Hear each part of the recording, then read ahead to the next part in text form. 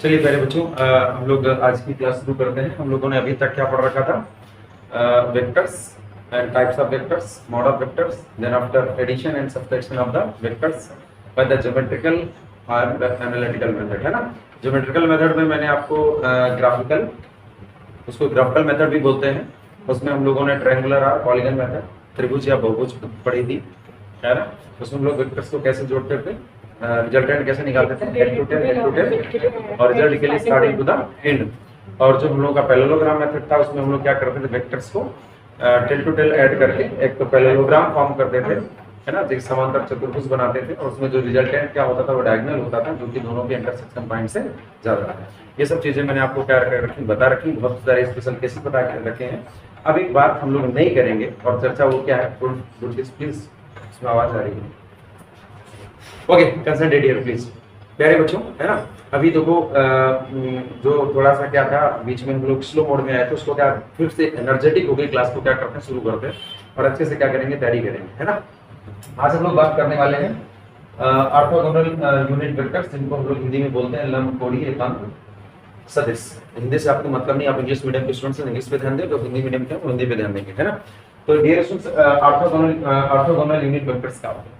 बेटे मैंने आपको यूनिट वेक्टर्स के बारे में क्या कर रखा है, बता रखा है। तो यूनिट वेक्टर्स क्या होते थे?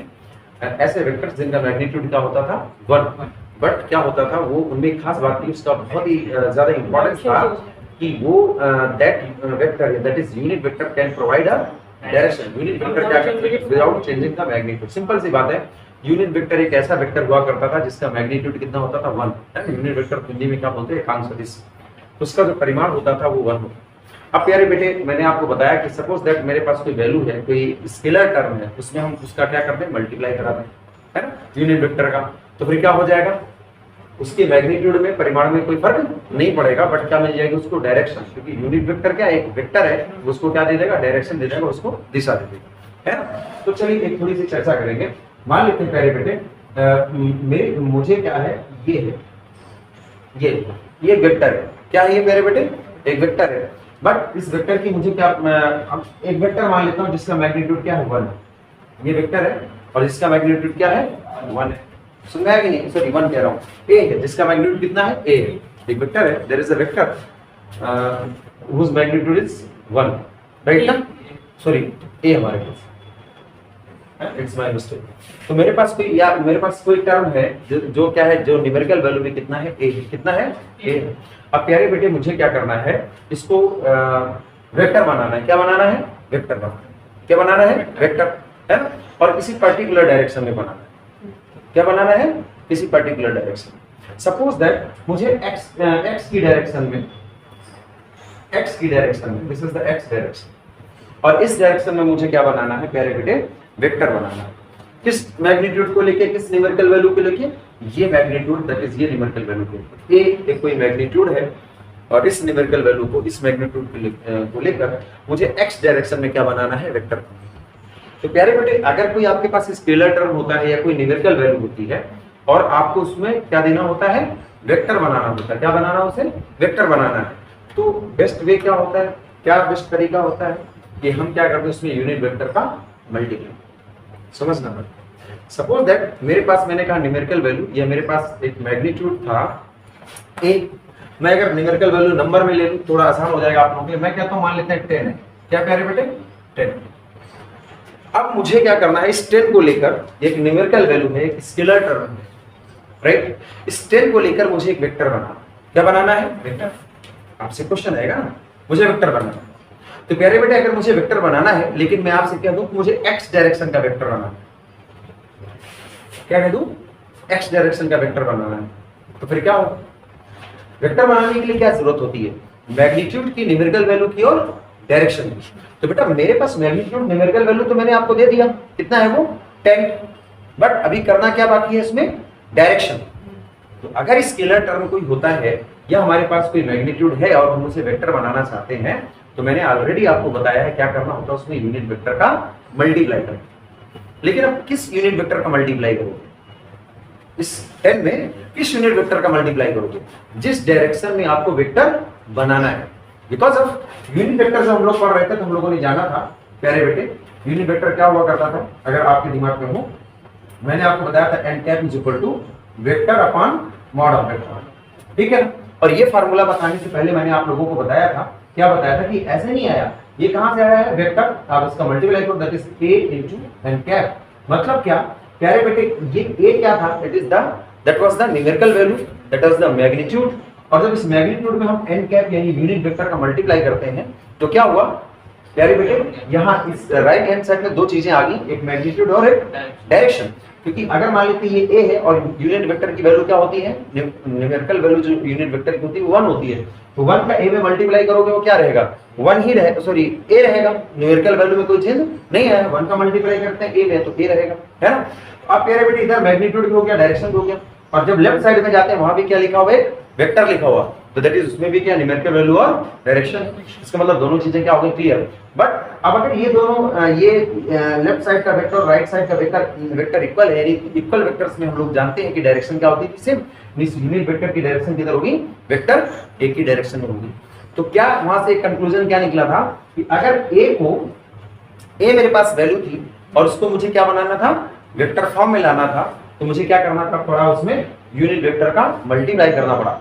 लेकिन अब आपको किस डायरेक्शन की यूनिट वेक्टर का मल्टीप्लाई करना होगा, ये आपको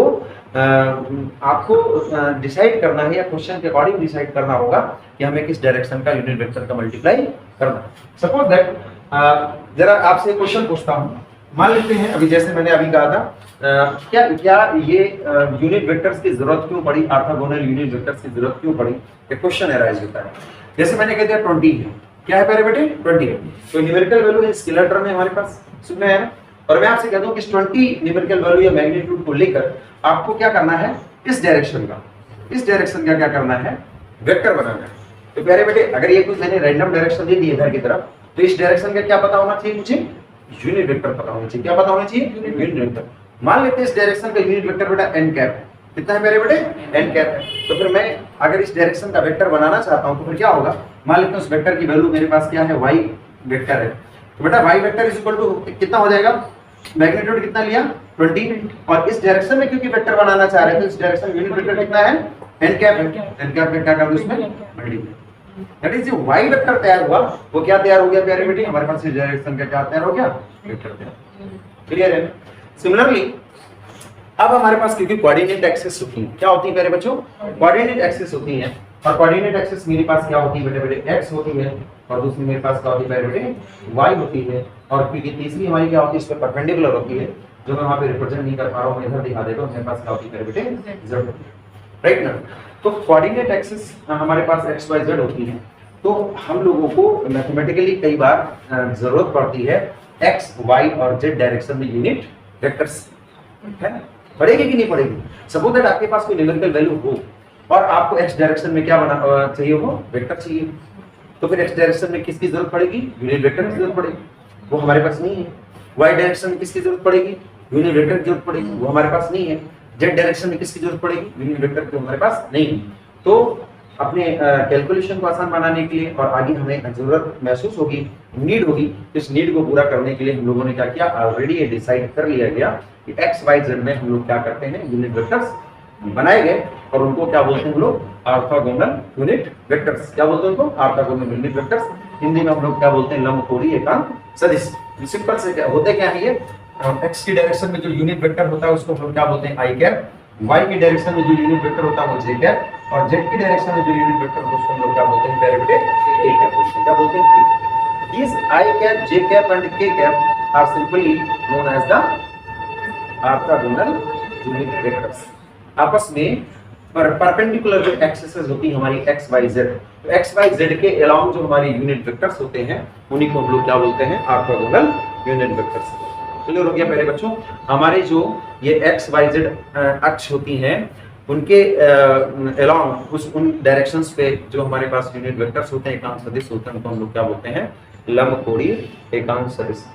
तो प्यारे बेटे x की डायरेक्शन में क्या हो जाएगा, unit vector i cap, y में क्या हो गया, j कैप, और z में क्या हो गया, k। चलिए अब इसका इंपॉर्टेंस देख लेते हैं। मान लेते हैं प्यारे बेटे x डायरेक्शन में आपको कोई वेक्टर चाहिए, x डायरेक्शन में कोई वेक्टर चाहिए, और जो वेक्टर आपको बनाना है उसका मैग्नीट्यूड आपको पता है। क्या पता है, मैग्नीट्यूड। मान लेते हैं वो मैग्नीट्यूड है k, ठीक है ना, आई जे के मैं छोड़ देता हूँ क्योंकि ऑलरेडी आ गया। मान लेते हो मैग्नीट्यूड कितना है m, कितना है मेरे बेटे m। अब m मैग्नीट्यूड को लेके x डायरेक्शन में क्या बनाना, आपको वेक्टर बनाना है। आपको मैंने मैग्नीट्यूड प्रोवाइड करा दिया कि मैग्नीट्यूड कितना है मेरे बेटे m, और मैं कहता हूँ यार x की डायरेक्शन में वेक्टर बनाओ, तो फिर क्या है, बहुत आसान है। आपको मैग्नीट्यूड कितना दिया गया बेटा m, और आपको पता था x डायरेक्शन में यूनिट वेक्टर कितना है i कैप, तो m में किसका मल्टीप्लाई करा दोगे i कैप का, ये आपका वेक्टर तैयार हो जाता है। एंड दैट इज, मान लेता हूँ ये वेक्टर हमारे पास क्या है, वेक्टर a है, दिस इज mi। क्लियर हो गया कि नहीं क्लियर? तो what is the need of the unit vector, clear हो गया ना।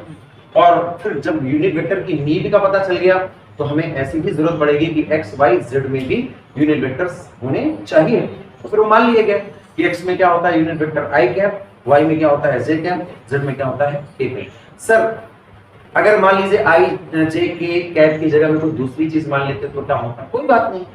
जो हमारी अथॉरिटी थी, जिन्होंने ये माने थे, वो दूसरे मान लेते तो हम क्या करते, वही पढ़ते फिर हम लोग। समझ में आया ना, समझ में आया ना, क्यों माने गए, समझ में आ गया कि भाई इसलिए मान लिया गया कि x डायरेक्शन में अगर मुझे वेक्टर बनाना है, y डायरेक्शन में अगर वेक्टर बनाना है, z डायरेक्शन में अगर वेक्टर बनाना है, तो मैं क्या कर सकता हूँ, आसानी से बना सकता हूँ। मुझे अगर कोई मैग्नीट्यूड पता है तो उस मैग्नीट्यूड में क्या करूंगा, मैं यूनिट वेक्टर का मल्टीप्लाई करूंगा, उस तरह से आप इजीली कर पाओ। समझ में आया, नोट इट डाउन प्लीज।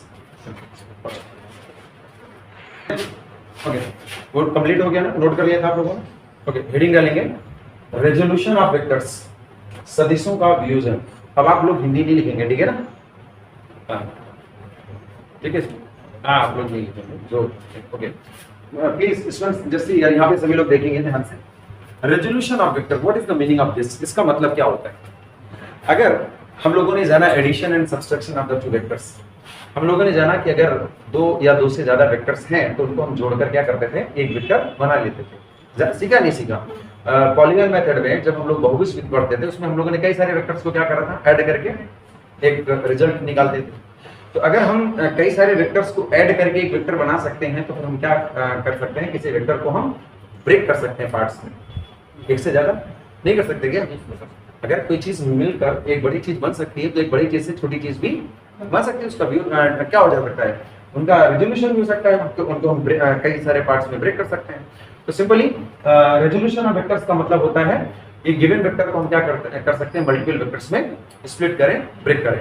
समझ आया ना, किसी वेक्टर को, एक सदिश को हम कई सारे सदिशों में क्या कर सकते हैं, तोड़ सकते हैं, क्योंकि हम कई सारे सदिश को मिलाकर एक सदिश बनाते हैं। तो किसी हम वेक्टर को क्या कर सकते हैं, ब्रेक करके उसके कई सारे पार्ट्स कर सकते हैं, है ना। राइट डाउन प्लीज, थोड़ा सा लिखिए जरा, रेजोल्यूशन ऑफ वेक्टर्स क्या होता है, लिखिए। हाँ, as we can add multiple vectors into one, as we can add multiple vectors into one,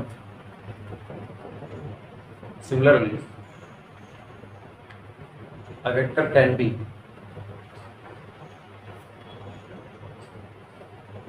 splits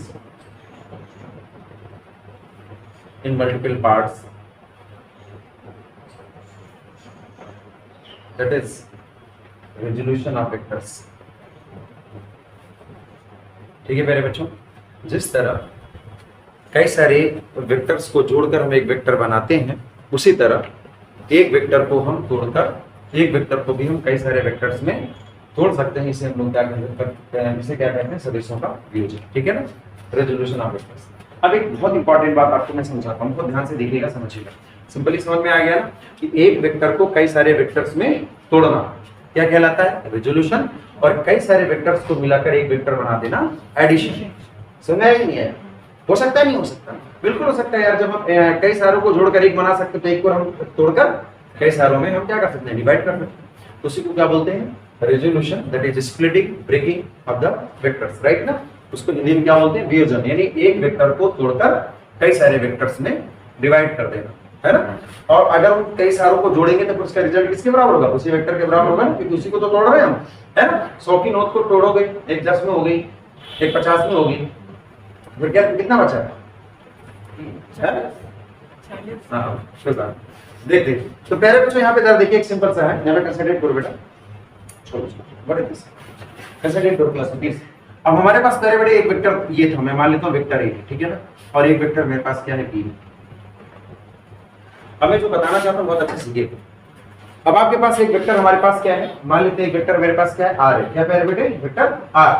अब इस वेक्टर आर को क्या करना है, कोई वेक्टर आर है और उसको इन दो डायरेक्शंस में क्या करना है, ब्रेक करना है। ये दो वेक्टर्स दे दिए गए, एक वेक्टर ये दे देगा और एक वेक्टर ये आपको प्रोवाइड करा दिया गया, और आपको कह दिया गया कि एक वेक्टर जो कि आर है उसको किधर आपको करना है, किधर आपको रिजोल्यूट करना है।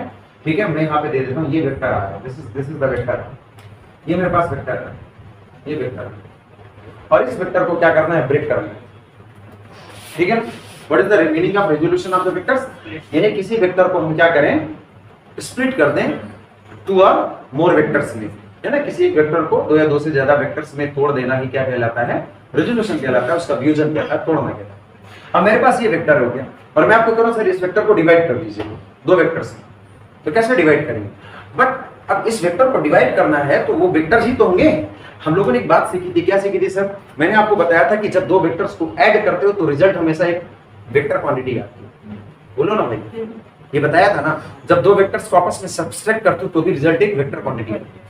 तो जब बेटा कई सारे वेक्टर्स को आप लोगों ने ब्रेक किया तो एक वेक्टर आता है, तो एक वेक्टर को तोड़ोगे तो सब क्या आएंगे, वेक्टर आएंगे। तो अगर मैं कह रहा हूं इस वेक्टर को तोड़ना है, तो जब तोड़ोगे एक पार्ट में, दो पार्ट में, तीन पार्ट में, तो वो सभी क्या होंगे, वेक्टर्स होंगे। तो आप हमें बता दो पहले कि सर किस डायरेक्शन में तोड़े इसको हम, क्योंकि वेक्टर होंगे ना, बोलो भाई। तो मैं आपको कह रहा हूं इस आर को तोड़ना है, ब्रेक करना है, किस डायरेक्शन में, एक ए की डायरेक्शन में और एक बी की डायरेक्शन। तो जरा सोचो, जरा याद करो, हम लोगों ने ट्रायंगल मेथड पढ़ा था, क्या पढ़ा था, ट्रायंगल मेथड। इधर देखो बड़ा ध्यान से प्लीज। तो ट्रायंगल मेथड में क्या पढ़ा था हम लोगों ने, जरा देखो इस बी की डायरेक्शन में मैं बी को क्या कर दूं, मैं इस तरह से कर दूं, तो डाउट है क्या यहाँ, और फिर बड़े अगर ये मेरे पास है कुछ इस तरह से मैं करूं, और फिर इसको मैं यहां से इस तरह से ऐड कर दूं, और ध्यान से देखो, इधर देखो बेटा, ये जो वेक्टर है सपोज दैट ये हमारे पास थोड़ा सा छोटा हो सकता है, बी के कंपैरिजन में बीच में थोड़ा छोटा कर। अब मैं आपको बताना चाहता हूँ बेटे, ये वेक्टर आर था, ठीक है ना, और मैंने ट्रायंगल मेथड का यूज करके, ट्रायंगल मेथड यूज किया, मैंने बी की डायरेक्शन में एक वेक्टर लिया, मैंने बी की डायरेक्शन है ना ये बेटा, तो मैंने एक वेक्टर लिया ना इधर, और ए की डायरेक्शन में क्या करा, ए की डायरेक्शन कुछ इस तरह से है, क्योंकि मुझे आपको समझाना था तो मैं थोड़ा और बेहतर ले सकता हूँ डायरेक्शन की, बिल्कुल परपेंडिकुलर ले ली, कोई बात नहीं, परपेंडिकुलर ले ली, क्योंकि हम लोग यहाँ पे क्या कर रहे हैं, मुझे तो क्वेश्चन समझाना है आपको, ठीक है। चलो ये डायरेक्शन लगभग सेम, ओके।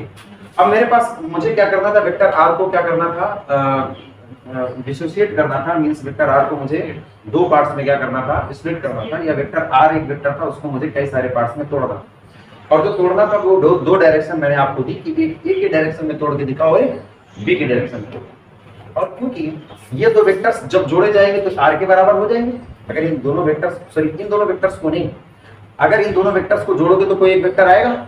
सिमिलरली अगर मैं आर को तोड़ रहा हूं तो अगर एक पार्ट ये हुआ और एक पार्ट हमारे पास ये हुआ, तो दोनों को ऐड करके वो क्या आएगा, आर के बराबर आ जाएगा, आ जाएगा कि नहीं आ जाएगा। लेकिन मैंने एक कंडीशन आपको दी थी कि आर को जब आप ब्रेक करो तो डायरेक्शन कौन सी थी, एक डायरेक्शन बी, मैंने कहा था कि बी की डायरेक्शन में ब्रेक करो और दूसरा ए की डायरेक्शन। तो सिंपल था, क्योंकि दो वेक्टर्स थे और हम लोगों ने ट्रायंगल मेथड पढ़ रखा था, तो मैंने क्या किया, बी की डायरेक्शन में एक वेक्टर लिया और ए की डायरेक्शन में क्या किया, एक वेक्टर लिया और क्या कर दिया, ब्रेक कर दिया। तो ट्रायंगल मेथड क्या कहता था, देखो याद करो, हेड टू टेल, यानी कि ये इस वेक्टर में आगे वाले वेक्टर का क्या ऐड कर दिया मैंने, टेल, और रिजल्ट टेल के लिए क्या होता था, starting to the end, starting कहां से हुई, यहां से एंड कहां हुआ, यहां। अब मेरे पास ये जो वेक्टर हुआ बी, अब जरा ध्यान से समझो बेटा, बी तो इतना छोटा है, तो क्या ये बी होगा, नहीं, ये तो बी से बड़ा होगा ना, देखो बड़ा होगा ना। तो मैं क्या कर सकता हूं, मैं बी की डायरेक्शन तो है, तो मैं यहां अगर बी वेक्टर कर लूं, बी की डायरेक्शन में फर्क नहीं है, बट इसका मैग्नीट्यूड तो फर्क डाल रहा है ना, तो मैग्नीट्यूड के लिए हम यहां पर एक कंपोनेंट का मल्टीप्लाई कर रहे हैं, एम।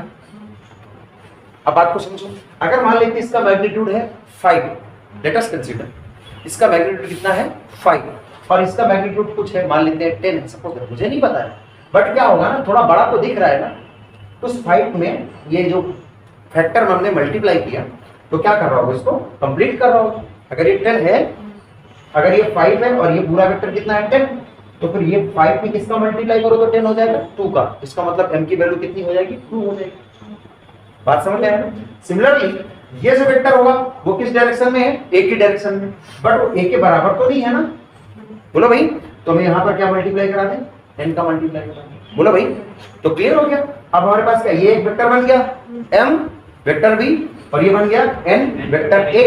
और बेटा जब हम इस वेक्टर में क्या करते हैं, इस वेक्टर को ऐड करते हैं तो किसके बराबर हो जाता है, r। इसी को हम रिवर्स बोल दें, इसी को मैं उल्टा कर दूं क्या, कि r को हमने दो पार्ट्स में ब्रेक किया, एक पार्ट ये हो गया और एक पार्ट ये हो गया। अब बताओ ये पार्ट कौन से थे, जो कि गिवन डायरेक्शन थी, बोलो ना। हमने वेक्टर r दिया था आपको और मैंने क्या कहा था, इस वेक्टर r को आपको ब्रेक करना है तीन पार्ट्स में, एक b की डायरेक्शन में और एक a की डायरेक्शन।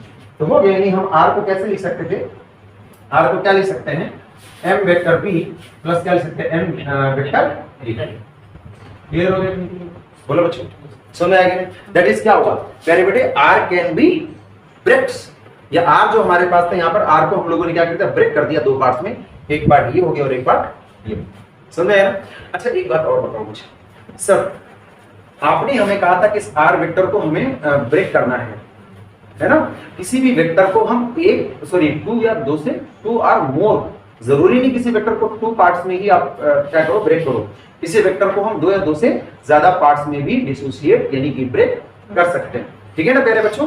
किसी भी सदिश को हम कई सारे वेक्टर्स में, कई सारे सदिशों में हम वियोजित कर सकते हैं, ठीक है नहीं, कोई बात, कभी कभी आधा सर भी आ जाना चाहिए। अब यहाँ पे कंसंट्रेट करो प्लीज, टॉपिक में चल रहा है तो अवॉइड करेंगे बाकी की चीजें। तो प्यारे बेटे हम लोगों ने ब्रेक कर दिया है ना। अब जरूरी था और मल्टीपल चीजें देते तो क्या बन जाता, पॉलीगन बन जाता, क्या बन जाता, पॉलीगन बन जाता। सुना ही नहीं आया, ठीक है। तो ये एक समझाने का तरीका। अच्छा एक चीज आपसे पूछता हूँ, आप कंक्लूजन निकालिएगा। सर आर को मुझे इन दोनों डायरेक्शन में हमें क्या करना था, ब्रेक करना था, ठीक है ना, करना था ना। तो बेटा आप ये बताओ, जो m वेक्टर b ये जो वैल्यू आई या जो ये वैल्यू आई, अब क्या कभी ऐसा हो सकता था, अगर ये 10 है और 10 में अगर हम इसको इस डायरेक्शन में हम 15 है सपोज दैट, ऐड करके ये रिजल्ट हमें मिल रहा है, तो क्या इस वेक्टर की जगह में अगर उसको दूसरा वेक्टर लेते तो क्या उसका मैग्नीट्यूड 10 के अलावा कुछ हो सकता था क्या, नहीं हो सकता। क्यों नहीं हो सकता प्यारे बेटे, क्योंकि डायरेक्शन तो हमें फिक्स कर दी गई है। जब हमारी डायरेक्शन फिक्स कर दी गई, तो जब डायरेक्शन फिक्स कर दी गई और इसको हमें केवल इन्हीं दो डायरेक्शन में डिवाइड करना है, एक ये और एक ये, तो प्यारे बेटे उन डायरेक्शंस में वेक्टर भी हमारा क्या हो जाएगा भाई, इसकी वैल्यू तो भाई इसके ही तो पार्ट कर रहे हो ना आप भाई। ये कोई वेक्टर है, इसका एक पार्ट आप इस डायरेक्शन में चाह रहे हो, एक पार्ट आप इस डायरेक्शन में चाह रहे हो, तो फिर ये जो वेक्टर आया वो क्या होगा, एक यूनिक वेक्टर होगा। अब ऐसा नहीं होगा कि किसी वेक्टर को आप ब्रेक करें किसी पर्टिकुलर डायरेक्शन में और फिर उसके नए नए पार्ट्स आ जाए, ऐसा कभी नहीं हो सकता। समझ आया ना। अरे भाई इस वेक्टर को दो डायरेक्शन में डिवाइड करना था, एक ये डायरेक्शन और एक ये डायरेक्शन, समझ में आया ना। इस डायरेक्शन में एक यूनिक वेक्टर आएगा, वो सिंगल वेक्टर ही होगा, वो यही हो सकता था। इस डायरेक्शन में भी एक यूनिक वेक्टर आएगा और वो यही हो सकता था। इन दोनों को जोड़कर ये हमारे पास आर आया। ऐसा नहीं होगा इस डायरेक्शन में एक नया वेक्टर ले आओ, इस डायरेक्शन में नया वेक्टर लाओ, तो अगर नया वेक्टर लाओगे तो दोनों का जब एडिशन करोगे तो वो आर के बराबर नहीं होगा, वो दूसरा वैल्यू आ जाएगी। समझ आया ना।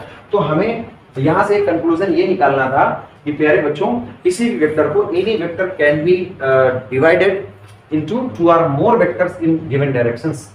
किसी भी वेक्टर को हम दो या दो से ज्यादा वेक्टर्स में डिवाइड कर सकते हैं किसी गिवन डायरेक्शन में, किसी दी हुई दिशा में, लेकिन वो जो हमारे डिवाइडेड वेक्टर्स होंगे, जो हमारे जो पार्ट्स है वो यूनिक होंगे, वो स्पेसिफिक होंगे।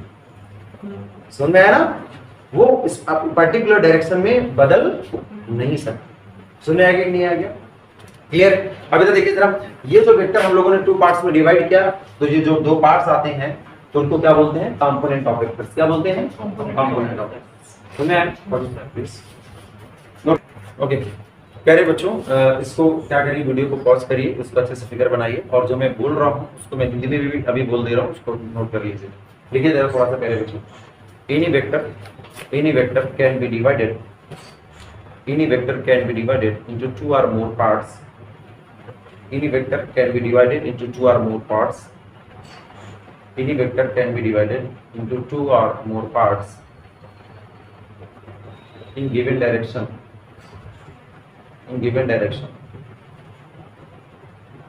किसी भी सदिश को हम दो या दो से ज्यादा भागों में डिवाइड कर सकते हैं किसी निश्चित दिशा में, ठीक है। हिंदी मीडियम पैराग्राफ चेंज करके लिखेंगे प्यारे बच्चों। क्या लिखा आप लोगों ने, any vector can be divided into two और more parts in given direction. ठीक है ना, सुनिए ओके। पैराग्राफ चेंज करके लिखेंगे these parts are known as component of vectors. और प्यारे बेटे जो हिंदी मीडियम के बच्चे हमारे लिख लें, और इन जो हमारे वेक्टर्स थे, जिन वेक्टर्स में हम लोगों ने इसे डिवाइड किया है, इन हमारे वेक्टर्स को, इन सदिशों को, जो हमारे वियोजित सदिश थे, उनको क्या बोलते हैं? घटक बोलते हैं। क्या बोलते हैं? घटक। ठीक है, तो प्यारे बच्चे क्या लिखा हम लोगों ने? इनको these are known as the components of vectors. क्या बोलते हैं प्यारे बेटे? Component of. नोट नेक्स्ट डाल के लिखिए जरा, इसमें नोट डाल लीजिए, क्योंकि पूरा मैं अच्छे से समझा चुका हूँ और आपको बता चुका हूँ। किसी वेक्टर को प्यारे बेटे हम डिवाइड करेंगे किसी स्पेसिफिक डायरेक्शन में, किसी गिवन डायरेक्शन में, तो वो जो कंपोनेंट्स आएंगे वो यूनिक होंगे, वो बदल नहीं सकते। समझ में आया नहीं आया?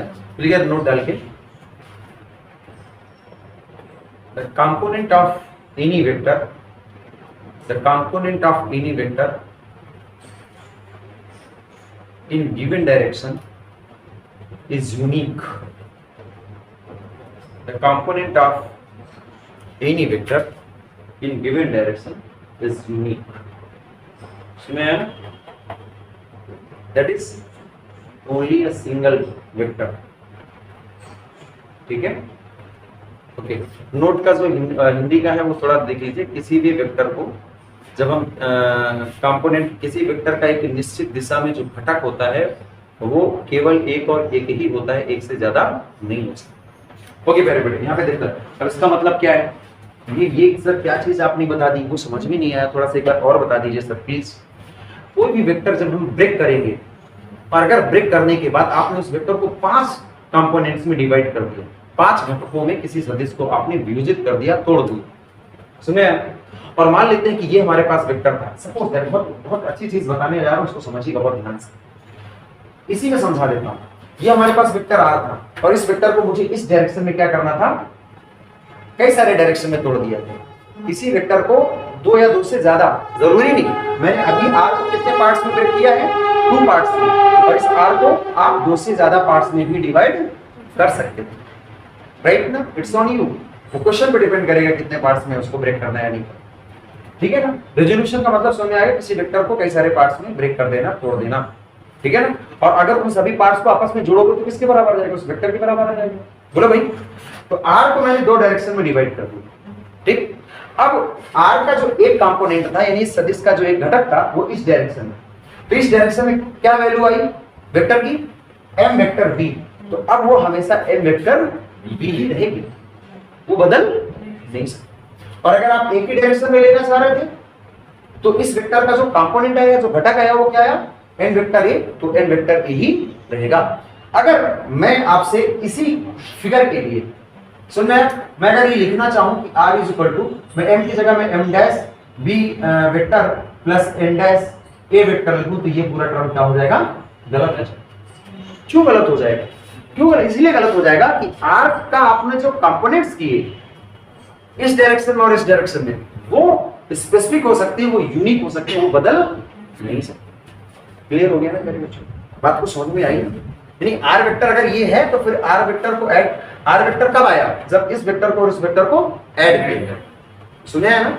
एक और बहुत इंटरेस्टिंग बात आपको समझाता हूं, बहुत अच्छे समझिए। मान लेते बेटा 100 रुपए थे हमारे पास, और 100 को मैंने डिवाइड किया कितने में प्यारे बेटे? 30 और 70 में। सुने है ना? बोलो भाई, सुने है कि नहीं यार? अब मैं क्या कहना चाह रहा हूं, 100 को आपने डिवाइड कर दिया, एक टर्म आपने फिक्स किया, एक मान लेते हैं 70, तो दूसरा हमेशा क्या रहेगा? 30 ही रहेगा। अब वो बदल नहीं सकता था। बोलो, एक टर्म अगर 70 हो गया तो दूसरा कंपोनेंट क्या होगा? 30 रहेगा, तभी तो 100 आएगा। तो मैं कहना क्या चाहता हूं प्यारे बच्चों, कि अगर आपने किसी वेक्टर को ब्रेक किया 2 या 2 से ज्यादा पार्ट्स में, और आपने डायरेक्शन फिक्स कर दी, इस डायरेक्शन का एक पार्ट, इस डायरेक्शन के एक पार्ट, किसी और डायरेक्शन के एक पार्ट, तो उस डायरेक्शन में जो उसका कंपोनेंट आएगा वो क्या रहेगा? फिक्स रहेगा, यूनिक रहेगा, वो बदल नहीं सकता। क्लियर है? समझ में आया? क्लियर है? ओके, ये आपको दिमाग में रखना होगा। Any question? हाँ बोलो। आप सर इसको जैसे दो पार्ट में डिवाइड कर सकते हैं? No, any vector can be divided into 100 रुपए के कितने पार्ट्स में तोड़ सकते हैं बेटा? तो सर जैसे एक फिक्स्ड है 70, हाँ 30 बचा, हाँ तो उसको 10 + 20 भी तो बोल सकते हैं। कोई बात नहीं, लेकिन मैं 2 में करना चाह रहा था ना, तो 3 नहीं हो जाएगा वो।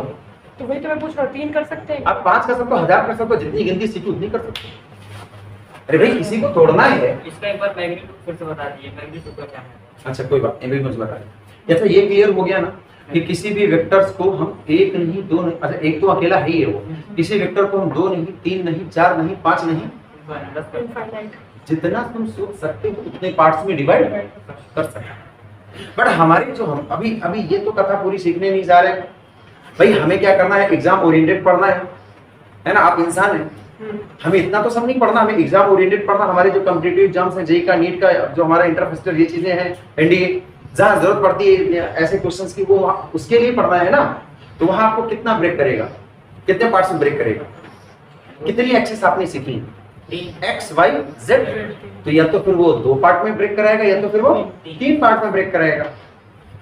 लेकिन किसी भी वेक्टर को हम 2, 3, 4, 5 जितना आप सोच सकते हो उतने में ब्रेक कर सकते हो। अरे भाई सिंपल है यार, हजारों वेक्टर्स को जोड़कर हम एक वेक्टर बना सकते हैं, तो एक वेक्टर को तोड़कर हम बहुत सारे वेक्टर्स भी बना सकते हैं। सिंपल है।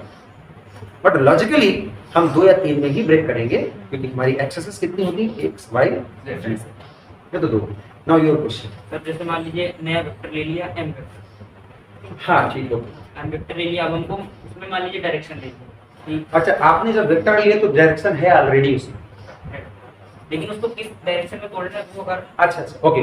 प्यारे बेटे इन्होंने कहा कि सर मान लेते हैं एक वेक्टर हमारे पास, मान लेते हैं कोई वेक्टर हो गया, m वेक्टर ले लिया इन्होंने, एक वेक्टर लिया, एक वेक्टर उन्होंने प्रोवाइड करा, मैं ऐसे रैंडमली ले लेता हूं। कोई डायरेक्शन आपको देनी है? डायरेक्शन जिस डायरेक्शन में उसको स्प्लिट करना है वो मालूम है हमको। अच्छा ओके, इस जो वेक्टर आप हमें दे रहे हैं इसकी डायरेक्शन आप स्पेसिफाई करना चाहते हो, कोई डायरेक्शन देना चाहते हो इस वेक्टर की? नहीं, ये तो मान लीजिए केवल ऐसे दिया m वेक्टर, इसको स्प्लिट करना है मान लीजिए, इसकी डायरेक्शन बेटा भाई इसकी भी डायरेक्शन तो दोगे ना मुझे वेक्टर पे। तो इसकी नॉर्थ ले लीजिए। अच्छा कोई बात नहीं, इसकी नॉर्थ ले लेते हैं। चलो ये क्या वेक्टर था, अब इसको हमें मान ब्रेक लीजिए करना इसको ईस्ट में तोड़ना है और और इधर वेस्ट। अच्छा बिल्कुल हो सकता है प्यारे बेटे। हंस रहे हो यार, एक- तुम्हारे अंदर भी डाउट है। अरे मैग्नीट्यूड का बताया सर ने, m और b vector, please please let me explain please. बस वो मैग्नीट्यूड का नहीं समझ में आ रहा, कब उसको मल्टीप्लाई करना है, कब कितना लेना है। हाँ पूरी कहानी इसमें नहीं आनी है। प्यारे बेटे that was the question of my student. ये मेरे पास मेरे प्यारे बच्चे का एक क्वेश्चन था कि सर एक वेक्टर मान लेते हैं which is in north direction. एक वेक्टर इन्होंने दिया जो कि किस डायरेक्शन में है, नॉर्थ डायरेक्शन में है, उत्तर दिशा में है ना। अब ये सर कह रहे हैं कि इस वेक्टर को आपको ब्रेक करना है ईस्ट में और वेस्ट में। ठीक, थोड़ी प्रॉब्लम ये आई प्यारे बच्चों, बहुत समझिएगा कि कोई बात नहीं, किसी भी वेक्टर को आप किसी डायरेक्शन में ब्रेक कर सकते हो, लेकिन कंडीशन ये है कि जो जो पार्ट्स आप जिन पार्ट्स में वेक्टर्स को डिवाइड कर रहे हो है ना, उन सभी का जो एडिशन होगा वो इस वेक्टर के बराबर होना चाहिए। कि भाई जब किसी सदिश को आप वियोजित कर रहे हो, डिवाइड कर रहे हो कई सारे पार्ट्स में, तो सभी जो घटक हैं सबको जब जोड़ो तो ये वेक्टर आना चाहिए। अब थोड़ी प्रॉब्लम क्या हुई इस क्वेश्चन में जरा देखते हैं प्यारे बेटे। बहुत इंटरेस्टिंग क्वेश्चन था और अच्छा है कि ये क्वेश्चंस आपके दिमाग में आते हैं, बहुत अच्छे समझिए। प्यारे बेटे मेरे पास ये क्या था, north and here is the east and here is the west and here is the south. ठीक है ना प्यारे बेटे। अब हमें इस वेक्टर को ब्रेक करना था किस डायरेक्शन में, ईस्ट में वेस्ट में।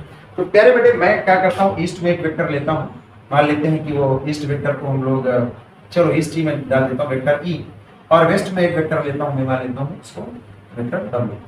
क्लियर है प्यारे बेटे। और हम लोग वेक्टर एडिशन से सीख चुके हैं कि जब दो वेक्टर अपोजिट डायरेक्शन में होते हैं, जब दो सदिश विपरीत दिशा में होते हैं, तो उनका जो परिमाण होता है, उनका जो रिजल्टेंट होता है प्यारे बेटे, वो डिफरेंस के बराबर होता है। इन दोनों वेक्टर्स को हम सब्सट्रैक्ट करते हैं और जो रिजल्टेंट की डायरेक्शन होती है, जो परिमाण की जो दिशा होती है, वो बड़े वेक्टर की होती है। अब यहाँ पे बहुत अच्छे से समझिएगा कि ये वेक्टर था और इसको दो पार्ट, इसको डिवाइड करना था, दो या दो से ज्यादा पार्ट्स हो सकते थे, लेकिन देखते हैं जरा हम। बट इनकी कंडीशन क्या थी, इस वेक्टर को हमें ईस्ट और वेस्ट में डिवाइड करना है ना। एक पार्ट हमारे पास ईस्ट का हो गया, एक पार्ट वेस्ट का हो गया, कर दिया। अब प्यारे बेटे क्योंकि ये दोनों वेक्टर हमारे क्या है, अपोजिट डायरेक्शन में, एक ईस्ट में है और एक मेरे पास क्या है, ये वेस्ट में है। ठीक है ना, ये तो प्यारे बेटे मैंने एक जानबूझकर ईस्ट वाला क्या कर लिया है, बड़ा ले लिया है। ठीक है, अब प्यारे बेटे इन दोनों का रिजल्टेंट किधर आएगा, मान लेते हैं ये हमारे पास पार्ट था, मैं दो वेक्टर अपोजिट डायरेक्शन में रिजल्टेंट क्या होता है, डिफरेंस के बराबर, और रिजल्टेंट की डायरेक्शन बड़े वेक्टर की। तो मैं ये कुछ इस तरह से ले लेता हूँ, ये मेरे पास वेक्टर है।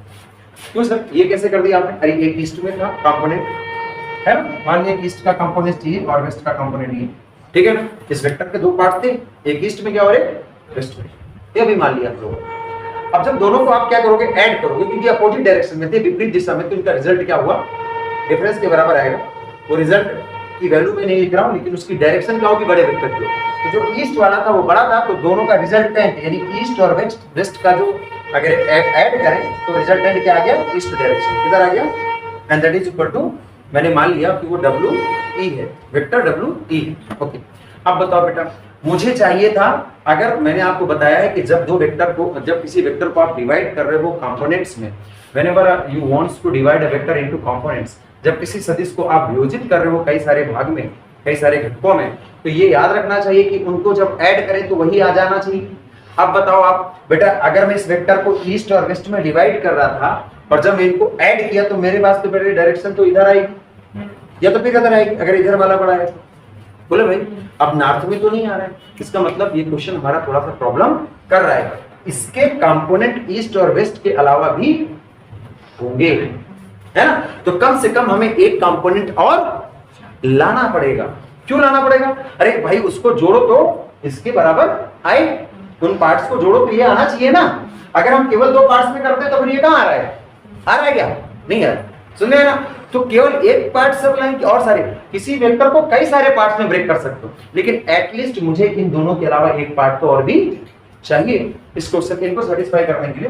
तो फिर बेटे पहले बेटे बहुत सिंपल सा था, मैंने क्या मान लिया बहुत ध्यान से देखिएगा, क्योंकि नॉर्थ में मुझे चाहिए था ना, तो एक हमारे पास जो ईस्ट और वेस्ट का जो रिजल्ट आया वो मैं मान लेता हूँ इधर है, and that is equal to, मैं ये मान लेता हूँ डब्ल्यू ई दिस वन, ठीक है।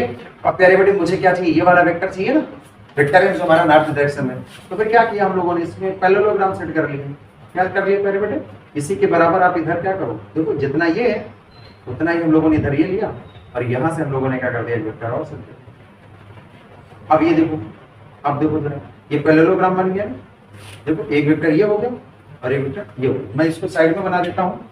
एक वेक्टर मेरे पास क्या था, डब्ल्यू ई, और एक वेक्टर मेरे पास क्या था, दिस वन, और इनसे क्या बनाया प्यारे बेटे, पैरेललोग्राम, और ये हमारे पास क्या हो गया प्यारे बेटे, वेक्टर क्या हो गया प्यारे बेटे, वेक्टर। सुनने आया नहीं है? अब वेक्टर एम के कितने कंपोनेंट्स हुए प्यारे बेटे, बहुत ध्यान से देखा जाए, क्योंकि इनका क्वेश्चन तो हमारा सेटिस्फाई हो रहा है ना, बिकॉज ये चाह रहे थे कि इस एम के कंपोनेंट किधर हो, ईस्ट में हो और वेस्ट में हो।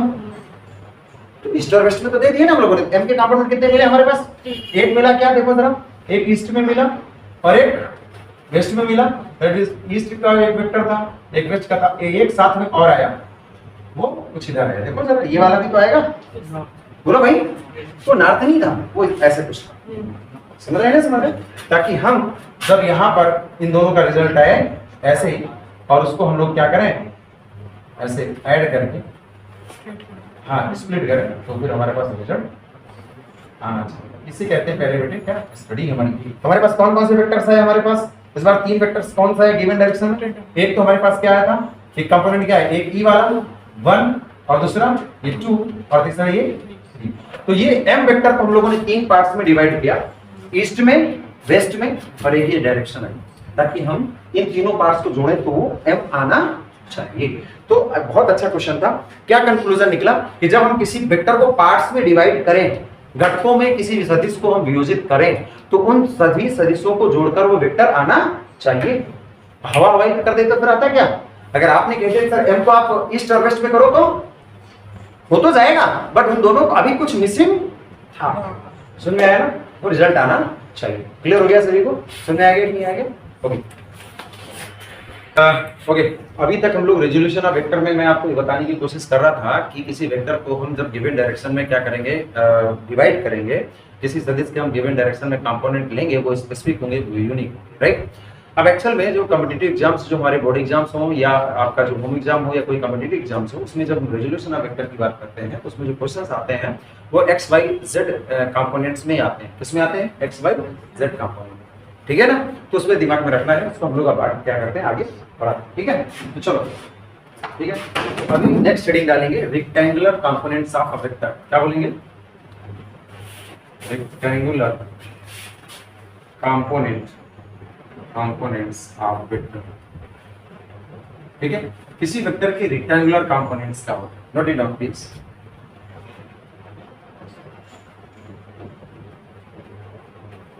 Rectangular components of a vector, pause it please. Hindi में देखिए मेरे बेटे, कंसंट्रेट करिए प्लीज, यहाँ पे देखिए जरा प्लीज बच्चों, मेरे बेटे यहाँ पे देखो बहुत ध्यान से। Rectangular components of a vector, components of a vector, किसी वेक्टर के रेक्टेंगुलर कंपोनेंट्स या किसी सदिश के लंबकोणीय घटक, इसका क्या मतलब होता है। अब अभी तक मैं आपको ये बताने की कोशिश कर रहा था कि किसी वेक्टर को हम किसी भी डायरेक्शन में क्या कर सकते हैं, कई सारे पार्ट्स में हम लोग क्या कर सकते हैं, गिवन गिवन डायरेक्शन में क्या कर सकते थे, डिवाइड कर सकते थे, है ना। किसी भी वेक्टर को हम निश्चित दिशा में, जो आपको दिशाएं प्रोवाइड कराई गई हैं, उनमें हम उसको क्या कर सकते थे, डिवाइड कर सकते थे। ठीक है, लेकिन जो हमारे सिलेबस में है, जो हमारे कॉम्पिटिटिव एग्जाम्स में आता है, वो क्या आएगा कि किसी वेक्टर को आपस में परपेंडिकुलर जो एक्सेस होती है, जो आपस में लंबकोणीय अक्षें होती है, कौन सी, एक्स वाई और जेड, है ना, तो उनमें आपको डिवाइड करना है। तो उसका जो हमारे पास जो हेडिंग आती है हमारे पास, rectangular components of a vector, है ना। यानी किसी वेक्टर को हमें क्या करना है, कंपोनेंट्स में डिवाइड करना है।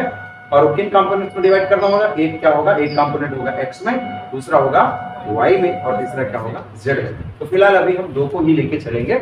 और यहाँ पे थोड़ा सा हो गया प्यारे बेटे, ये मेरे पास वेक्टर क्या है, ए, क्या प्यारे बेटे, वेक्टर ए। अब इसको हमें डिवाइड करना है दो एक्सिस में। एक एक्सिस क्या थी प्यारे बेटे, एक्स, और ये मेरे पास क्या है प्यारे बेटे, क्लियर है, सुनने आ गया कि नहीं। बहुत आसानी से, बहुत आसानी से समझ जाओगे। तो क्या मैंने बताया, rectangular components of A vector, किसी वेक्टर के दो कंपोनेंट्स लाने हैं, लेकिन आपस में क्या हो, परपेंडिकुलर हो। जैसे वेक्टर ए था तो उसका एक कंपोनेंट मैं किधर ला रहा हूं, एक्स डायरेक्शन में, और दूसरा क्या आएगा, एक्स के परपेंडिकुलर यानी कि वाई डायरेक्शन में। तो बेटा ये इस वेक्टर के दो कंपोनेंट है, यानी इस सदिश के हमने दो घटक निकाले, और वो दोनों घटक आपस में क्या था, वो दोनों कंपोनेंट आपस में क्या थे, परपेंडिकुलर थे। एक एक्स में था और दूसरा वाई में था, यानी इस वेक्टर के दो घटक, एक एक्स एक्सिस में और एक वाई एक्सिस में, तो दोनों आपस में क्या है, परपेंडिकुलर है, दोनों आपस में लंबवत हैं। तो इन दोनों घटकों को हम लोग क्या बोलते हैं, रेक्टेंगुलर कंपोनेंट्स। क्या बोलते हैं, रेक्टेंगुलर कंपोनेंट्स, या इनको हम लोग हिंदी में बोलते हैं लंबकोणीय घटक। समझ में आया। तो बहुत ही सिंपल है, किसी सदिश का हम एक्स वाई जेड में जब विभाजन करते हैं, एक्स एक्सिस में, वाई एक्सिस में या जेड एक्सिस में, जब हम उनको ब्रेक करते हैं, उनको विभाजित कर देते हैं किसी वेक्टर को, किसी सदिश को, तो हम उसको बोलते हैं रेक्टेंगुलर कंपोनेंट्स, या उसको हिंदी में बोल देते हैं लंबकोणीय। समझ में आ गया प्यारे बच्चों, ठीक है ना। तो जरा उसको करके देखते हैं प्यारे बेटे, यहाँ पे देखो जरा, समझना है ध्यान से, मेरे देखिए बेटा। अब पैरेललोग्राम मेथड से हम लोग जानते हैं कि अगर ये हमारे पास है तो एक पैरेललोग्राम ड्रा कर, एक इधर आएगा और दूसरा इधर आएगा। देखो तो एक का एक पार्ट क्या हो जाएगा, दिस वन, देखो ये वाला वेक्टर हो जाएगा, इतना ही तो होगा, और एक दूसरा क्या हो जाएगा। सर अभी कुछ समझ में नहीं आया सर, फिर से समझा देता हूँ बेटा। मेरे पास वेक्टर क्या था, एक, उसको ब्रेक करना था दो पार्ट्स में, दो कंपोनेंट, लेकिन अब कंडीशन क्या हो गई कि वो जो कंपोनेंट्स होने चाहिए, वो दोनों घटक जो होने चाहिए आपस में क्या होने चाहिए, परपेंडिकुलर, लंबवत, लंबकोणीय घटक। सुना है ना। तो बहुत आसान था, एक एक्स में ले लिया और दूसरा वाई में ले लिया। बोले बेटे कोई प्रॉब्लम है क्या, भला बताओ बताओ, नहीं कोई प्रॉब्लम ना। तो आपस में तो किसी वेक्टर के दो परपेंडिकुलर जो कंपोनेंट्स होते हैं, यानी एक्स वाई जेड में आपस में परपेंडिकुलर कंपोनेंट्स हुए ना, इन कंपोनेंट्स को क्या बोलते हैं, रेक्टेंगुलर कंपोनेंट्स। क्या बोलते हैं, ये हिंदी में लंबकोणीय घटक होते हैं। ठीक है, ये वेक्टर ये था, तो एक्स में बेटा मैंने क्या करा, अब यहां से हम लोग यहां से परपेंडिकुलर नीचे डालेंगे, तो क्या यहीं तक तो गया, तो एक वेक्टर यहां से यहां तक हो गया, और इधर डालोगे तो क्या एक वेक्टर यहां से यहां तक हो गया। अब इसका मतलब ये नहीं है कि एक एक कंपोनेंट आप एक्स डायरेक्शन में करो तो वो लंबा कितना लंबा हो जाएगा, ऐसा बिल्कुल भी नहीं है। अरे इसी के मैग्नीट्यूड के अकॉर्डिंग तो होगा। बोलो भाई, आप यहाँ से जब परपेंडिकुलर डालोगे इस पे तो यही एंड होगा ना, यहाँ से यहाँ तक एक वेक्टर हो गया, जब इधर डालोगे तो यहाँ से यहाँ तक हो गया। अच्छा मान लेते हैं प्यारे बेटे, इस ए का इस डायरेक्शन में जो कंपोनेंट आया है ना, वो मान लेते हैं ए एक्स वेक्टर हो गया। अरे एक्स भाई, किसी वेक्टर को जब आप तोड़ोगे तो वेक्टर ही तो आएगा ना, बताओ ना। अरे जब हम कई सारे वेक्टर्स को जोड़ते तो वेक्टर आता था, तो किसी वेक्टर को तोड़ोगे तो वो भी वेक्टर ही आएगा। तो प्यारे बेटे, ए को मैंने एक्स डायरेक्शन में तोड़ा तो मान लेता हूँ ए एक्स वेक्टर आया, और ए को वाई डायरेक्शन में तोड़ता हूँ तो क्या आया प्यारे बेटे, ए वाई वेक्टर आया। तो इसका मतलब जो ए वेक्टर हमारा था मैंने दो कंपोनेंट में तोड़ दिया, एक है ए एक्स वेक्टर और दूसरा क्या है प्यारे बेटे, ए वाई वेक्टर। कोई दिक्कत है क्या प्यारे बेटे, बोलो बच्चों। आ गया। अच्छा सर एक बात और बताइए सर, मैंने सर एक बात और बताई है, क्या मैं ax को जो ax मेरे पास वेक्टर है, बहुत ध्यान से देखिएगा, मैं छोटी छोटी चीजें आपको बता रहा हूं। मैंने जो ax वेक्टर लिखा है बेटा, क्या मैं इसको ax और i कैप नहीं लिख सकता हूं? बोलो भाई, अरे ax वेक्टर क्या है? x डायरेक्शन का वेक्टर है ना, बोलो भाई। और मान लेता हूं x का मैग्नीट्यूड कितना है, ax वेक्टर का मैग्नीट्यूड कितना है, ax वेक्टर का मैग्नीट्यूड कितना है? अगर ax है और हम जानते हैं x डायरेक्शन का यूनिट वेक्टर क्या होता है, i कैप, तो मैं अगर ax में i कैप का मल्टीप्लाई कर दूं तो मुझे क्या हुआ, देखो मैग्नीट्यूड और इधर यूनिट वेक्टर का मल्टीप्लाई करता हूं, यानी डायरेक्शन भी आ गई, मैग्नीट्यूड भी, तो क्या बन गया ये वेक्टर, यानी ax वेक्टर की जगह में ax i कैप में लिख सकता हूं। बोलो बेटा, लिख सकता हूं ना? तो प्यारे बेटे, अब ये y की जगह में क्या लिख सकता हूं प्यारे बेटे, बोलो। अगर ये y की डायरेक्शन का वेक्टर था, यहां पे देखो जरा, y डायरेक्शन में क्या लिख सकता हूं, कंसिडर करो प्लीज। फर्स्ट क्वेश्चन अकड़ क्या देखोगे, हिलने में हंसते हो, मतलब वो जो कहानी थी मैंने बताई थी, कौन सी कहानी थी वो? हमारे जो गांव वगैरह में जब कहते हैं कि ऐसी जवानी मने न भावे और सीख डोले हंसी जावे। चलो कंसंट्रेट करिए please, note low please, concentrate here. Okay, हंसने के लिए हम लोग क्या करेंगे, एक्स्ट्रा क्लासेस लेंगे, और उन एक्स्ट्रा क्लासेस की क्या होगी, फीस होगी, और फिर देखते हैं हम लोग हंसते हैं कि नहीं हंस पाते, दवा में हंसी नहीं आती। फिलहाल कोई बात नहीं बेटा, क्लास में कंसंट्रेट करते हैं। ए वाई को बेटा हम क्या कर सकते, बैठ जाओ सभी लोग, बैठ जाओ। ए वाई को हम क्या कर सकते हैं मेरे बेटे, ए वाई को क्या कर सकते हैं मेरे बेटे, हमारे पास ए वाई कर सकते हैं भाई। ए वाई वेक्टर क्या हो सकता है, ए वाई, उधर क्या कर सकते हैं मेरे बेटे, ये दिख रहा है ना बेटा, वहां पे आ रहा है वीडियो में, पक्का सही है, एकदम चकाचक, हां ठीक है, आ रहा है चकाचक, आ रहा नहीं, ख्याल रखना। तो प्यारे बेटे हो गया, कंसंट्रेट करो प्लीज भाई साहब, नोट मत करो, पहले समझो यार, हाँ जिंदगी में कॉपी में तो लिखा है ये सब। तो बेटे पहले बेटे मैं क्या कर सकता हूँ, ए वेक्टर को हम लोगों ने दो कंपोनेंट में क्या कर सकता हूँ, ax i cap plus ay j cap. तो भाई अभी मैं 2 में डिवाइड कर रहा था सर, अभी मैं 2 में डिवाइड कर रहा था सर, मैं इसको 3 में भी कर सकता था। बोलो भाई, बोलो भाई। अच्छा सर, आपने ax लिखा हुआ है, अगर किसी किताब में इसको a1 कर दे तो कोई प्रॉब्लम है क्या? नहीं, ax की जगह में क्या a1 रख दे, वो ay यानी y डायरेक्शन में तो a2 कर दे, कोई फर्क है क्या? नहीं। अच्छा सर, ये तो सर ये हमारे पास एक वेक्टर था a, और इसको जब हम लोगों ने दो कंपोनेंट्स के किए, लेकिन वो कंपोनेंट क्या थे, वो दोनों घटक आपस में क्या थे, परपेंडिकुलर थे, यानी दोनों लंबवत थे।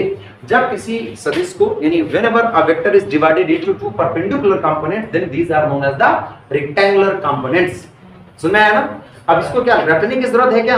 अरे आपसे पूछा जाएगा कि रेक्टेंगुलर कंपोनेंट्स क्या होते हैं, जब किसी वेक्टर के perpendicular components x y z में डिवाइड किए जाते हैं, उनको क्या बोलते हैं, रेक्टेंगुलर कंपोनेंट्स बोले जाते हैं, है ना। किसी सदिश के x एक्सिस, y एक्सिस और z एक्सिस, यानी जो लंबवत हमारी अक्षें होती हैं, उन दिशाओं में जो घटक होते हैं उनको हम लोग लंबकोणीय घटक कहते हैं। अब मेरे बेटे यहाँ पे कंसंट्रेट करो सर, एक मैंने अभी स्टार्टिंग ऑफ द क्लास मैंने आपसे पूछा था कि बताओ आपको जो स्पेसिफिक केसेस मैंने वेक्टर एडिशन के बताए वो याद है कि नहीं याद है, वो लर्न होने जरूरी थे सर। क्यों जरूरी थे जरा समझिए बेटा। मैंने इस वेक्टर को दो पार्ट्स में, x में और x एक्सिस में और y एक्सिस में मैंने डिवाइड किया, वो क्या आया, एक x वेक्टर और एक y वेक्टर आया। और मैंने आपको बताया था कि जब दो परपेंडिकुलर वेक्टर हो, जब दो परपेंडिकुलर वेक्टर हो तो उनका रिजल्टेंट किसके बराबर होता है, याद करिए। तो प्यारे बेटे मान लेते हैं एक वेक्टर a है और दूसरा क्या है वेक्टर बेटा b है, और याद करो जब दो वेक्टर परपेंडिकुलर होते तो उनका रिजल्टेंट क्या होता था, मान लेते हैं वेक्टर r है, तो वेक्टर r का जो मैग्नीट्यूड होता था वो क्या होता था, a square plus b square. याद आ रहा है नहीं याद आ रहा है, बोलो बच्चों, लर्न आ रहा है नहीं लर्न आ रहा है, बोलो बेटा, बहुत अच्छे से बताना मुझे, सुनना है नहीं आया?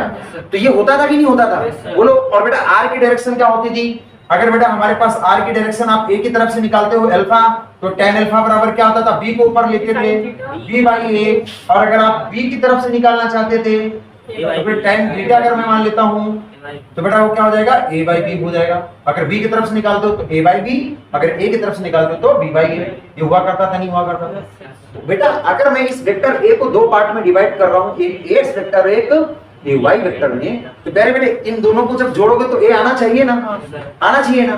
तो बेटा एक वेक्टर a हो गया, ax हो गया, एक वेक्टर ay हो गया, ये दोनों आपस में क्या है, परपेंडिकुलर है। तो परपेंडिकुलर वेक्टर का जो रिजल्ट है होता है वो ये फार्मूला लगा सकते हैं ना ये वाला, बोलो Yes, sir. लगा सकते हैं। अच्छा कुछ एक चीज और देखते हैं सर, सर ध्यान से देखिएगा प्लीज, बहुत अच्छे से देखिएगा, है ना, बहुत अच्छे से देखिएगा।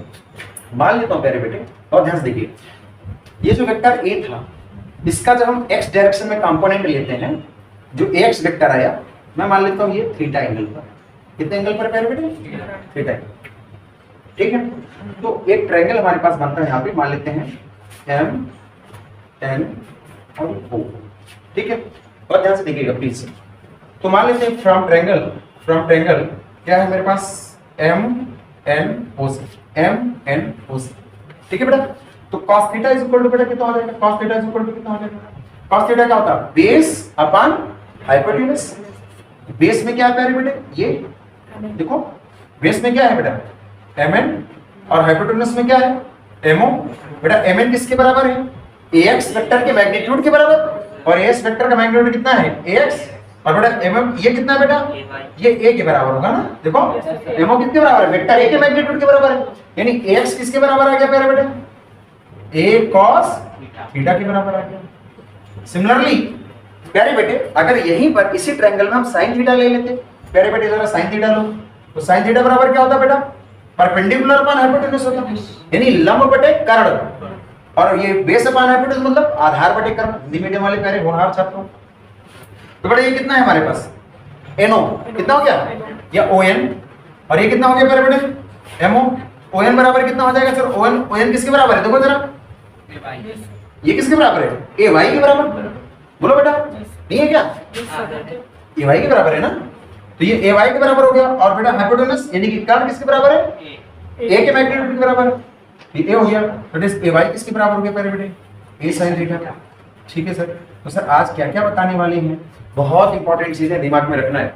जब किसी वेक्टर को हम क्या करें, दो परपेंडिकुलर यानी दो लंबवत घटकों में विभाजित करें, wherever a vector is divided into two perpendicular components, तो एक बात तो ये निकली, क्या बहुत अच्छे समझना है कि थीटा की डायरेक्शन में जो कंपोनेंट आता है वो cos के साथ आता है। इधर देखो, इस वेक्टर से थीटा डायरेक्शन पे जो कंपोनेंट आया वो cos के साथ आया, और इस कंपोनेंट के परपेंडिकुलर जो कंपोनेंट आएगा वो sin के साथ। बहुत ध्यान से देखिएगा, अभी नोट बाद में करेंगे, पहले मुझे जी भर के क्या करने दो, समझा लेने दो, ठीक है ना। इधर समझिएगा, देखो बेटा फिर से बहुत अच्छे से। मान लेते हैं ये मेरे पास वेक्टर k है, और इसको मैं दो परपेंडिकुलर यानी दो लंबवत घटकों में, दो परपेंडिकुलर कंपोनेंट्स में डिवाइड करना चाहता हूं, ठीक है। तो बेटा एक कंपोनेंट मैं इधर की तरफ करता हूं, बहुत ध्यान से देखिएगा, ये वेक्टर मैंने लिया, और एक कंपोनेंट मुझे इधर चाहिए, लेकिन इस ये वेक्टर क्या था मेरे पास k, अब बेटा एक कंपोनेंट इधर चाहिए, मान लेते इस k से ये एंगल कितना है, थीटा है, तो बेटा थीटा की डायरेक्शन में जो कंपोनेंट आएगा वो क्या आएगा, cos के साथ, थीटा की डायरेक्शन में कंपोनेंट आएगा वो cos के साथ, यानी इस k वेक्टर का जो इधर कंपोनेंट आएगा वो क्या आएगा, k cos थीटा। सुन में आया। अब इस कंपोनेंट के परपेंडिकुलर एक जाएगा, इसके परपेंडिकुलर एक जाएगा, तो वो क्या आएगा, sin के साथ, यानी ये वाला क्या हो जाएगा, k sin थीटा। याद रखिए ये जो कंपोनेंट हमें मिले वो अभी वेक्टर नहीं है, उन वेक्टर्स का मैग्नीट्यूड है, उन वेक्टर्स का परिमाण है। सुनाया नहीं आया, सुनाया ना, दिमाग में रखोगे कि किसी वेक्टर का अगर हम दो परपेंडिकुलर कंपोनेंट्स में डिवाइड करना चाहते हैं, whenever a vector is divided into to perpendicular components, तो एंगल की डायरेक्शन में cos के साथ कंपोनेंट आएगा, और उस कंपोनेंट के परपेंडिकुलर जो कंपोनेंट है वो sin के साथ। एक एग्जांपल से और समझ लेते हैं, आप लोग बताओगे। मान लेते हैं ये वेक्टर मेरे पास m है, राइट। अब इसका एक कंपोनेंट मुझे इधर चाहिए, और मान लेते हैं इससे इधर की एंगल कितना है, थीटा, तो इधर वाला जो कंपोनेंट होगा उसका जो परिमाण होगा, जो उसका मैग्नीट्यूड होगा वो कितना होगा, m cos थीटा, और इसके जो परपेंडिकुलर होगा वो क्या होगा, m sin। क्लियर हो गया ना, बोलो। ये पैरेललोग्राम देखो बन रहा है ना, सभी में पैरेललोग्राम बना के हम लोग कर रहे हैं, ठीक है मेरे बेटे, सभी में क्या बना के करोगे, पैरेललोग्राम बनाओ। सुन में आएगा ना, तो दिमाग में रहेगा। तो सर इसका मतलब एक का जो कंपोनेंट थीटा के डायरेक्शन हुआ ax है ना, x की वैल्यू कितनी है, cos थीटा, सुन में आया ना, और उसके परपेंडिकुलर क्लियर हुआ, सुन में आया कि नहीं आया। और इधर तो प्यारे बेटे एक्स एक्सिस में डिवाइड करना चाहे तो क्या हो गया, देखो जरा एक्स आई कैप और क्या हो गया, है ना, और उसको नोट करो इसमें। देखो बच्चों प्लीज, ओके, तो डियर स्टूडेंट्स यहाँ पे देखेंगे, ओके, देखो बच्चों, तो यहाँ पे क्या कंक्लूजन निकला कि मेरे पास क्या था प्यारे बेटे, वेक्टर ए, और अगर मैं प्यारे बच्चों इनके एक्स और वाई में दो कंपोनेंट्स मैंने किए, एक हमारे पास वाई, तो प्यारे बेटे यहाँ पे देखो बहुत अच्छे से क्या आएगा, रिजल्ट क्या आएगा, देखो जरा, अगर ये थीटा है तो इधर क्या आता था, ए कॉस थीटा आएगा, इधर क्या आएगा बेटा, ए साइन थीटा आएगा। लेकिन याद रखिए ये भी वेक्टर फॉर्म तो लिखा ही नहीं है ना, तो ये तो मैग्नीट्यूड है इस डायरेक्शन के वेक्टर का। अभी सब मैं समझा चुका हूँ पीछे, बहुत अच्छे से देखिएगा कहाँ से आया, ये कैसे आ गया, ए कॉस थीटा ए साइन थीटा कैसे आ गया, दिमाग में रखना।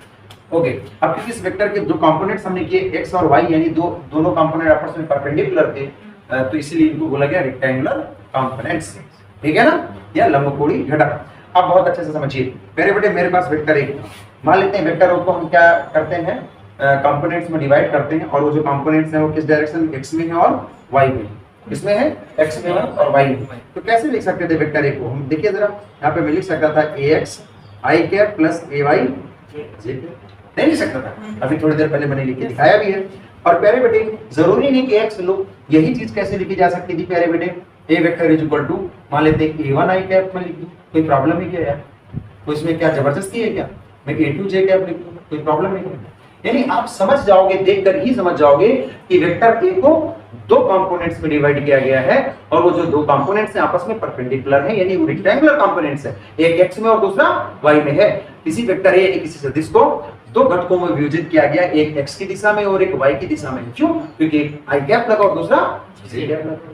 बोलो, वेक्टर ए को एक्स और वाई की डायरेक्शन में डिवाइड किया गया, तो ये आ गया, इसी को मैं इस तरह भी लिख सकता हूं। अच्छा मान लेते हैं प्यारे बेटे, हम लोग जानते हैं कि एक कंपोनेंट क्या हुआ, अच्छा जरूर देखो, इसको जब हम ये लिख रहे थे इसका एक्चुअल मीनिंग क्या था प्यारे बेटे, इसका एक्चुअल मीनिंग क्या था कि भाई वेक्टर ए है, और वेक्टर ए में जब हमने एक एक्स वेक्टर किया यानी एक्स के डायरेक्शन का, और दूसरा ए वाई वेक्टर, अब ये दोनों आपस में परपेंडिकुलर है ना, तो जब परपेंडिकुलर वेक्टर्स को आप क्या करते हो, जोड़ते हो, तो मैग्नीट्यूड कैसे निकाला करते हैं, देखिए जरा यहाँ पे प्लीज, अभी थोड़ी देर पहले मैंने समझाया था। यानी मैं क्या लिख सकता था कि जो वेक्टर ए है हमारा, ये जो वेक्टर ए है, इसका मैग्नीट्यूड क्या हो सकता है, इसका मैग्नीट्यूड ए बराबर क्या हो सकता था, अंडर रूट ए एक्स का whole square plus A Y का होल स्क्वायर। सर ये कैसे करा दिया, हमें समझ में नहीं आया सर, आपको भी नहीं आया ना, आपको भी नहीं आया ना, नहीं आया होगा अभी, हाँ नहीं आया होगा बेटा, अभी थोड़ी देर पहले मैंने समझाया है कि जब दो वेक्टर हमारे आपस में क्या होते हैं, परपेंडिकुलर होते हैं, तो रिजल्टेंट किसके बराबर होता है प्यारे बेटे, अंडर रिजल्टेंट किसके बराबर होता है, आर की जो वैल्यू होगी वो अंडर रूट क्या होगी, ए स्क्वायर प्लस बी स्क्वायर। यानी कि जब ये वेक्टर ए डिवाइड किया गया, एक एक्स की डायरेक्शन में वेक्टर और दूसरा वाई की डायरेक्शन में वेक्टर, तो फिर प्यारे बेटे ये दोनों वेक्टर आपस में क्या थे, परपेंडिकुलर। तो अगर इन दोनों वेक्टर्स को आपस में ऐड करोगे तो क्या आएगा, ए आ जाना चाहिए ना, ऐड कैसे करोगे, दो परपेंडिकुलर वेक्टर्स को जब ऐड करते हैं तो रिजल्टेंट इसी फार्मूले से निकालोगे ना। तो फिर मैं अगर मुझे पता चल जाए कि बहुत ध्यान से देखो, इधर देखो ध्यान से, कि अगर A vector is equal to X I cap plus A Y J cap, यानी ये और ये आपस में क्या है, परपेंडिकुलर है ना, एक आई में है यानी एक्स की डायरेक्शन में, और एक जे के साथ यानी वाई के डायरेक्शन में, तो फिर ए की वैल्यू क्या हो जाएगी, देखो बेटा ए की वैल्यू क्या हो जाएगी, ए x square plus A Y square. सुने आया नहीं आया सर, अगर इस तरह दिया हो तो इस तरह दिया हो, अगर A vector is equal to a1 i cap plus a2 j cap, तो फिर a की वैल्यू कितनी हो जाएगी प्यारे बेटे, देखो जरा, under root a1 square plus a2 square. Sir अभी कम समझ में आया, सर अभी कम समझ में आया, थोड़ा और समझा दीजिए ना प्लीज, और समझ ले बेटा। क्या अगर मान लेते हैं vector a is equal to मेरे पास दिया 5 i cap plus 7 j cap, ऐसा दिया vector a is equal to दिया है 5 i cap plus 7 j cap. आपको पता चल गया सर, क्या पता चल गया कि जो वेक्टर a है वो x और y डायरेक्शन में तोड़ दिया गया है, वियोजित कर दिया गया। x में जो वैल्यू आई है वो 5a कैप और जो y में वैल्यू आई वो 7j कैप।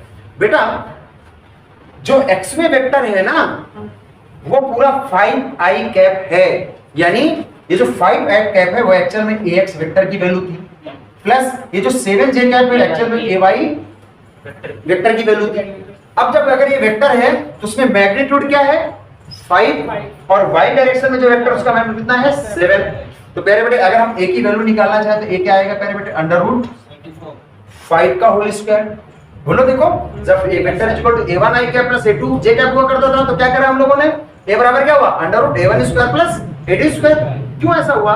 क्योंकि ये दोनों वेक्टर आपस में परपेंडिकुलर थे और इनका जो रिजल्टेंट आएगा उस फार्मूले से आएगा। a का मैग्नीट्यूड और b का मैग्नीट्यूड यानी इस वेक्टर का मैग्नीट्यूड और इस वेक्टर का मैग्नीट्यूड का होल स्क्वायर उसका क्या लेंगे रूट। तो सिंपल से 5 का होल स्क्वायर हो गया प्लस क्या करेंगे 7 का होल स्क्वायर हो गया बराबर कितना हो गया 25 और जोड़ो यार 74 √74 आया ना। ओके पक्का ओके 74 कंप्लीट हो गया ना समझ में आ गया ना कंप्लीट। आप इस तरह समझ में आ गया ये कर पाओगे? रुको जरा इसको। ओके प्लीज प्लीज बेटा प्लीज इतने से काम नहीं चलने वाला उसको फाइनलाइज करते हैं आज है ना। नोट्स अच्छी बनाने से बेहतर है कि जो मेन टॉपिक है मेन बात है ना उसको क्या करो आप अपनी नोट्स में क्या करो देखो। वैसे तो मैं पूरा कंप्लीट आपको समझा रहा हूं आप देखते हैं जरा प्लीज बेटा यहाँ पे कंसंट्रेट करिएगा समझिएगा। देखिए जरा उसी तरह से जो भी क्वेश्चन करते चला जा रहा था क्या ये मेरे पास वेक्टर ए था इसके कंपोनेंट किए एक का कहाँ किया एक y में हुआ एक x में हुआ। यहाँ से हम लोग बनाते हैं पैरेललोग्राम। ये कंपोनेंट जो यहाँ से यहाँ तक का था अगर ये थीटा है तो बेटा इसका मैग्नीट्यूड कितना आता था ax ना x की वैल्यू कितनी होगी मेरे बेटे a cos थीटा बोले बेटा और y में क्या हो जाएगा मेरे पास ay उसकी वैल्यू कितनी आ जाएगी a sin थीटा। ये क्लियर किया बात। अच्छा ठीक है अगर a वेक्टर को मैं लिखना चाहूं तो मैं क्या लिख सकता हूं प्यारे बेटे मैं a1 i कैप लिखूं प्लस a2 j कैप लिखूं या मैं a वेक्टर को अगर इस तरह लिखना चाहूं ax i cap plus ay j cap लिखूं तो फिर इसी का हमारे पास जो अगर इस तरह का कोई आता है तो फिर हमारे पास e बराबर क्या हो जाएगा अंडर रूट अगर इस फॉर्म में लिखा हुआ तो a1 square plus a2 square. अगर इस तरह लिखा हुआ तो मतलब वही है ना कि अंडर रूट हमारे पास क्या हो जाएगा ax square plus ay square. Sir आपने भी क्वेश्चन कराया था कि मैं इस तरह से दे दूं क्या 5i cap plus 7j cap तो फिर a बराबर कितना आया था अंडर रूट 5 का स्क्वायर बेटा हमारे पास आ गया और प्लस कितना आ गया 7 का स्क्वायर दैट इज कितना आ गया √74 ये आ गया। सर अब इसमें एक चीज और बाकी है सर मान लीजिए सर डायरेक्शन आ जाए थोड़ा समझिएगा कि भाई ये जो अच्छा चलो डायरेक्शन तो अभी मैं निकालता हूं इसमें एक चीज और आ जाए सर मैं अगर किसी वेक्टर को 3 एक्सेस में डिवाइड करा जाए यानी वेक्टर a बराबर अगर इस तरह दिया जाए a1 i cap plus a2 j cap plus a3 k cap. इसका मतलब क्या हो गया ये जो वेक्टर a था वो x में भी डिवाइड किया गया y में डिवाइड किया और z में डिवाइड किया है ना। यहाँ अभी हम लोग क्या कर रहे थे 2 एक्सेस में डिवाइड कर रहे थे अब ऐसा भी हो सकता है वो 3 एक्सेस में डिवाइड कर दिया जाए तो फिर a की वैल्यू क्या होगी प्यारे बेटे सिंपल है जहां 2 3 तो a1 square plus a2 square था अब साथ में क्या आ गया a3 स्क्वायर भी आ जाएगा। समझ जाओगे प्यारे बच्चों समझ जाओगे कि नहीं समझ जाओगे? आसान है कोई प्रॉब्लम है कोई दिक्कत है कोई समस्या है नहीं ठीक है ना समझ आया ना प्यारे बच्चों। अच्छा नोट करो ओके प्यारे बेटे अब अगर मान लेते हैं थीटा की वैल्यू निकालने की आ जाए है ना कि ये हमारे पास जो कंपोनेंट जो हमारे पास वेक्टर था उसका एक थीटा के अलाउंग जो कंपोनेंट निकाला गया उस थीटा की वैल्यू कितनी है तो आसान थी हमारे पास देखो बेटा ये दोनों जो कंपोनेंट है थीटा के अलाउंग क्या था एक cos थीटा दूसरा क्या था sin थीटा इनको डिवाइड कर दो आपस में तो ax कितना था बेटा a cos थीटा और ay कितना था प्यारे बेटे a sin थीटा और दोनों का अगर हम क्या करते हैं डिवाइड कर दें तो a बहुत ध्यान से देखिएगा प्लीज दोनों को डिवाइड करोगे तो ay अपान ax कितना आ गया देखो a से कैंसिल हो जाएगा कितना आएगा tan थीटा आ गया तो tan थीटा बराबर क्या आ गया ay अपान क्या आ जाएगा ax। सर ये सर कौन सी बहुत बड़ी बात बताई थी यार हमने आपको बोला था ना ये परपेंडिकुलर है ना दोनों बोलो अभी थोड़ी देर पहले सिखाया था वीडियो में पहले देख लेना तुम लोग है ना मेरे प्यारे बच्चों। तो अगर मैं ये वाला एंगल निकालना चाहता हूं यानी रिजल्टेंट की डायरेक्शन में इधर से निकालना चाहता हूं तो क्या करते थे इसको ऊपर लेते थे ना तो अगर tan थीटा निकालोगे तो क्या आएगा ay अपान ax आएगा tan dy अपान x। अच्छा सर मान लो ये भूल जाए हम थोड़ी देर के लिए इधर देखो जरा इधर देखो मान लेते हैं ये वेक्टर r है एक कंपोनेंट इधर किया एक कंपोनेंट इधर किया तो थीटा की डायरेक्शन में कंपोनेंट क्या हो जाएगा r cos थीटा हुआ इधर क्या हो जाएगा r sin थीटा हुआ तो tan थीटा बनेगा क्या यार tan थीटा बनेगा क्या? इधर देखो जरा, tan थीटा क्या बनेगा? इधर की तरफ से कर रहे हो ना, ये वाला ऊपर कर लो, क्या कर लोगे? ये वाला ऊपर कर लो, है ना? तो tan थीटा बराबर जो भी वैल्यू मान लेते हैं, इसकी वैल्यू क्या है, इसको हम लोगों ने क्या नाम दिया है, जो भी नाम दिया, मान लेते हैं ये a1 है और ये मेरे पास क्या है मेरे बेटे, a2। तो आप किधर की तरफ से निकालना चाहते हो मेरे बेटे? इधर की तरफ से, तो क्या करो, a2 को ऊपर करो, a2 अपान क्या कर देंगे, a1 कर देंगे। अरे आप इसी को x कर सकते, इसको ay कर देते तो ay अपान x हो जाता है। ठीक है मेरे बेटे, तो ये चीजें हम लोगों ने पढ़ी। अब क्या करेंगे, ये पूरी चीजें अच्छे से क्या करेंगे, नोट कर लेंगे, और इससे रिलेटेड मैं भी एक आध क्वेश्चन आपको देता हूँ, उनको क्या करेंगे, अपने घर में क्या करेंगे, अच्छे से कंप्लीट करेंगे, इसको पूरा देखेंगे, अगर डाउट आता फिर से देखेंगे, और डाउट आता फिर से देखेंगे, डेफिनेटली समझ में आ जाएगा। भाई बार बार देखोगे तो ही समझ में आएगा ना भाई, पढ़ाई कोई एक बार की बात नहीं है, नहीं समझ में आ रहा तो देखना ही पड़ेगा, और फिर भी नहीं समझ में आ रहा तो मेरे से आप पूछ सकते हैं फॉर डिटेल्स। ठीक है, मिलते हैं फिर अगले सेशन में।